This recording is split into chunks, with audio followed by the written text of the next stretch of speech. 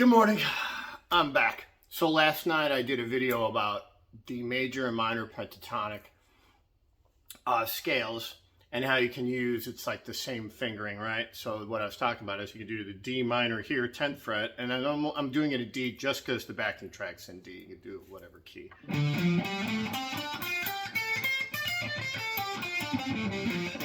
And what you do then is you slide down, use your pinky up here on the 10th fret, same D note you played before, and now you're just going to shift the same pattern.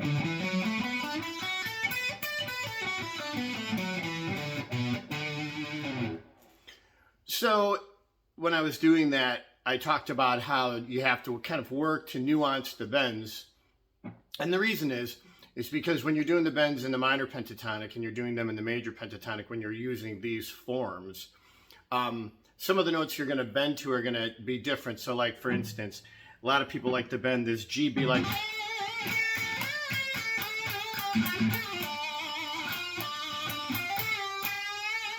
right? You're basically bending a G to an A in here, which is like bending to the fifth note of the D chord. So it has a certain sound. If you're going to be doing like these types of bends in the major scale, we'll go to the G string again.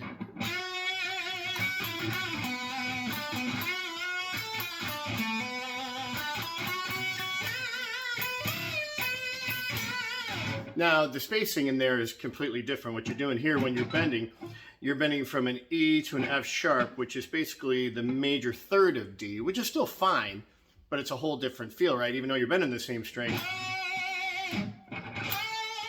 there's just kind of a different feel because it's different notes, not just different notes, but it's like almost you're bending to different, I don't know, it's different notes for sure. And it's the interval too that's kind of different. Then there you're going to like a major third, whereas here you're bending to a 5.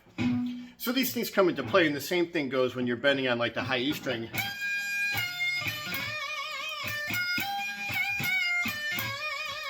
So when you're bending here, you're bending an F up to a G, right? And in D, the G is the fourth, so it has a certain flavor to it. And this is when you're bending the first string, right? If we come down to the major scale, you bend it. You're basically bending the D to the second note, which is E. And the E is just a whole tone up from the D. It sounds all right, right? But it's completely different. I think it sounds a lot better bending to the fourth.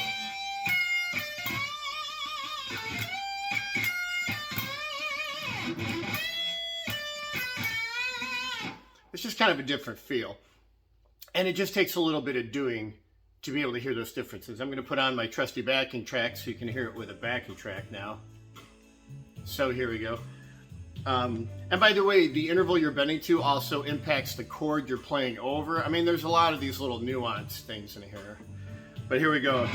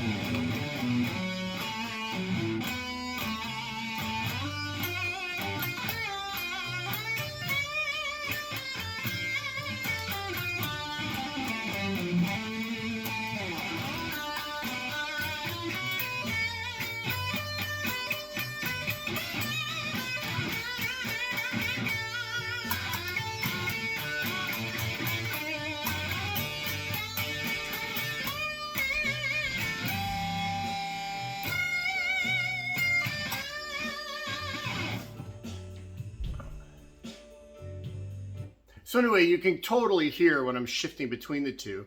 And it's not like there's anything really wrong. None of those notes are going to be wrong, but it's a nuance thing, right? When you're soloing, you're trying to create a melody inside a melody, right? The song's kind of a melody. You're creating a melody inside that song, you know. And I'm just saying, you're going to have to just, you know, do a little bit of thinking when you're playing and listening to see what bends are going to work. Because just because you bend normally the first string, you know, whatever, at the 13th, it's not going to have necessarily the same impact as if you bend it at the 10th in the majors. Well, all I'm saying, you can do whatever. The one thing that's great about music is anything goes as long as it sounds good, and who really cares? And that really is the truth. I was just more or less saying there's going to be some nuanced feel to get used to if you're not used to playing in the major. So anyway, I hope that clears up some of the questions. Peace out.